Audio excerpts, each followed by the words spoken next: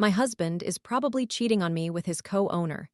He has slept at her flat twice during a stressful home situation involving debts, eviction notices, finances, job insecurity, and interpersonal conflicts.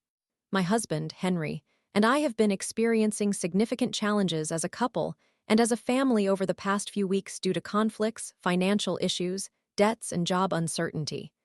I am a stay-at-home mother, and Henry co-owns a small greenhouse business with Lily.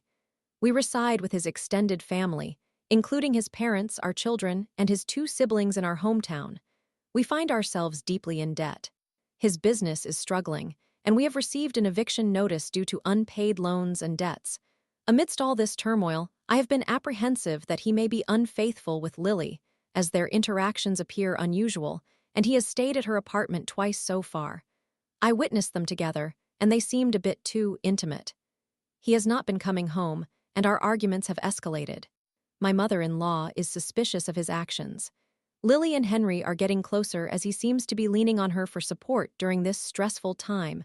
I feel lost. I want to assist him and confront him about why he continues to stay at her apartment without adding to his stress and depression. By the way, my English is not perfect, so I appreciate your understanding if something is unclear. Here are some observations in chronological order that have led me to suspect that there may be something more between Henry and Lily. The list is quite extensive, but I have already summarized the key points above. 1. On the night of his birthday, he did not come home for our family dinner. I had prepared his favorite dishes, and we were all anxiously waiting for him. I called his phone, but he did not answer. We began eating without him. When he finally arrived hours later, he claimed to have been with some friends. I asked if he had dinner, and he said no, so I served him a meal. My mother-in-law warned me to be cautious with him given our current situation, but I insisted I trusted him, feeling annoyed by her concern. 2. Lily visited to discuss how they could manage their debts. I offered to help, but Henry dismissed me and told me to focus on household chores. He seemed irritated with me. They then left our home together to go to their business location, and I felt belittled in her presence. 3. One day, while walking my kids to school, I stopped by the greenhouse and saw Lily tending to an injury on Henry's lip. They were conversing, and I noticed Henry took her hand and gazed into her eyes as she smiled at him. My children interrupted them, running to greet their father. He noticed me standing there and asked what was wrong. I inquired about his lip, and he attributed it to issues caused by his older brother. I suggested reporting it to the police, but he snapped at me to stop talking nonsense in front of the kids. The conversation was brief, and I dropped the kids off afterward. 4. While in our bedroom, I noticed Henry had left his phone on the nightstand. A message notification appeared, and I opened it. It was from Lily saying, "You have been on my mind. How is your lip? I am really sad. I wish I could help you get out of this situation." As I was reading, he entered and asked what I was doing. I claimed it was just a message from his brother. He snatched the phone from me and told me not to snoop, annoyed. I then informed him that Lily had inquired about his lip. He told me he did not want to deal with me as well as his problems and insisted that my concerns were irrelevant. I reminded him that we had overcome many challenges together, but he retorted that I was powerless because of our financial situation and the burden posed by his older brother. I suggested that if we worked together, we could find a solution and he would not have to be burdened by depression, but he ignored me and stormed out of the bedroom. 5. On Friday, Henry was lying on the bed when I entered and asked about our plans. He quickly became angry, asserting that there was no money and blaming his brother. I pointed out that his brother had taken out a loan with good intentions to help him, but Henry only grew angrier. He accused me of being irrational and questioned my memory. I attempted to clarify that there was no point in yelling about our problems and suggested that we look for solutions together. He rejected my input, claiming that everyone in the house was crazy and stormed out, slamming the door behind him. After that, he did not return. My mother-in-law entered while I was folding laundry and asked where Henry was. I explained that he was feeling down and had gone outside. She quickly assumed I had said something to provoke him to leave. I clarified that he was just stressed about the house and business, and that he had become angry, left, and not come back. She insisted I call him to return home, arguing it was time for us to come together and discuss our options. Once she left, I attempted to call him, but he did not answer. That night, I went to sleep without him. The next morning, I visited his business location and called out for him, but no one responded when I knocked on the door. I returned home, where my mother-in-law asked about Henry once again. I informed her that I did not know his whereabouts and that he had not answered my calls, which frustrated me. She expressed her irritation that I did not know where he was and insisted it was my responsibility to track him down. Later that day, I went back to his business to check if he was there. This time, I found him and Lily working together. I confronted Henry about not coming home the previous night and how worried everyone had been, but he simply said he was tired of being at home and told me to stop bothering him. I remarked that he could have at least given me a heads up about where he was staying, but a customer entered, and he disregarded my question. Lily approached me as Henry dealt with the customer. She asked what was wrong, noticing I looked upset. I explained that I was just concerned about Henry. She then said, "I am going to share something with you, but please don't misinterpret it. Henry is like a brother to me. He stayed over at my place last night." I was taken aback and asked, "He stayed at your place?" She explained that she considered calling but did not want to disturb my family since it was late. She advised me to keep an eye on him because our situation is dire. I acknowledged that I would look for work to help with our debts, and she offered to assist me in finding jobs, for which I thanked her. Following my conversation with Lily, Henry's older brother arrived, and they got into an altercation. Both Lily and I intervened to break it up. Afterward, I returned home.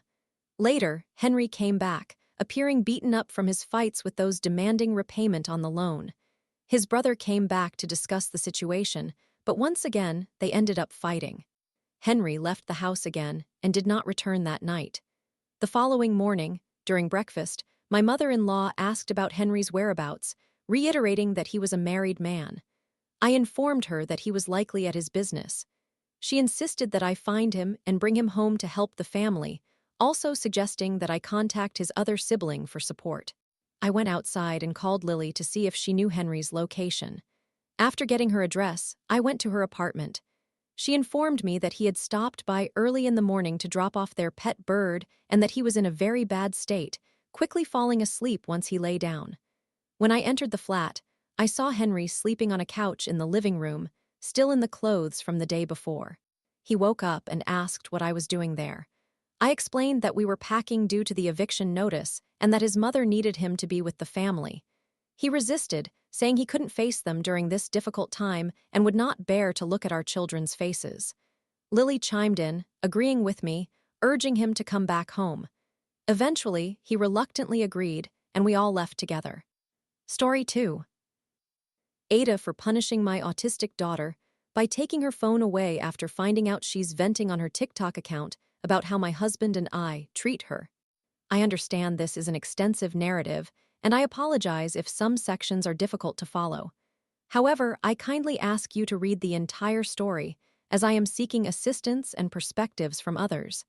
My daughter, 15 years old, is autistic and experiences numerous behavioral challenges. She is frequently moody and irritable, often throwing tantrums over trivial matters. I, 41 years old, have grown weary of this behavior recently, so I have started to establish firmer boundaries.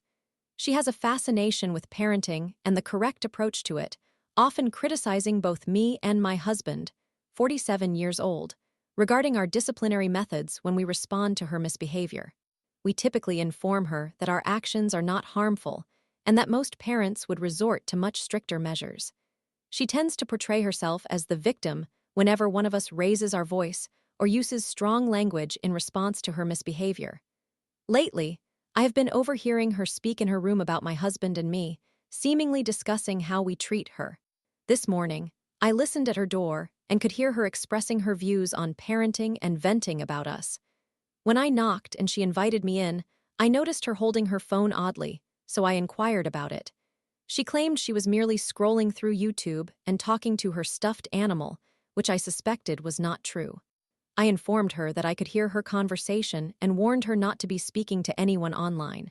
She insisted she wasn't, but I sensed that something was off.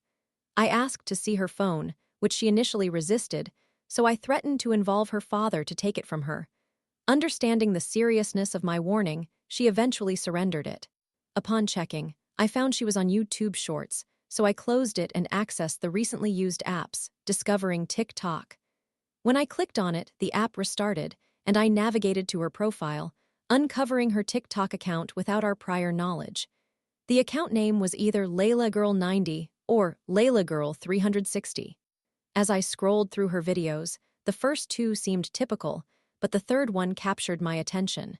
It displayed her crying, accompanied by text stating, "My mom just threatened to stop cooking for me and told me I could prepare my own meals because I was screaming and having a meltdown." This statement was utterly misleading. This incident occurred on Wednesday when I expressed my intent to postpone dinner preparations until the following day, leading her to scream in her room. Frustrated with her outbursts, I entered her room and requested that she refrain from screaming about food, reminding her that I would discontinue cooking the simple meals she could easily make. I was tired of her reacting explosively to minor issues. The following video bore the message, not being listened to as a highly sensitive person. In it, she expressed her frustrations regarding how I scolded her when she interrupted me and my husband, asserting that I should have reacted differently. She mentioned feeling unable to cry, fearing we might judge her for being overly sensitive. She is indeed a very sensitive girl and tends to cry easily. The next two videos appeared normal, and I chose not to watch them. Noticing an inbox button, I clicked on it and discovered she was messaging individuals. As I reviewed the conversations, I found distressing content. She informed them of my alleged threat to stop cooking for her, which made me angry. However, what angered me even more was realizing she was conversing with an adult man who had asked her to be his sugar baby. Despite his inappropriate remarks, she defended herself but hesitated to block or report him, stating she needed someone to talk to. He ceased his unsettling comments, but my anger remained. While she was in the living room, I sat on her bed analyzing her TikTok. I called her to her room and expressed my disapproval of her speaking negatively about her father and me on TikTok, making it clear that I disapproved of her venting to strangers and that it was unacceptable for him to say those creepy things to her, especially when she continued to confide in him afterward. I informed her that she would lose her phone for a day as a consequence. She became upset, arguing that my actions constituted poor parenting. I reiterated that I did not care for her opinions regarding parenting, emphasizing that she was losing her phone due to her disrespectful behavior. She protested, asserting that venting on TikTok was her right, but I chose not to engage further. I took her phone and exited the room, closing the door behind me. I genuinely did not wish to invade her privacy by going through her phone, but I felt it was necessary to ensure she was not misleading others into believing she was being mistreated. My husband and I do not abuse her. She is exposed to certain content online that may alter her perception of our treatment of her. I regret having to take her phone and scrutinize its contents, but I needed to protect my husband and myself from potentially unfounded accusations of mistreatment or abuse.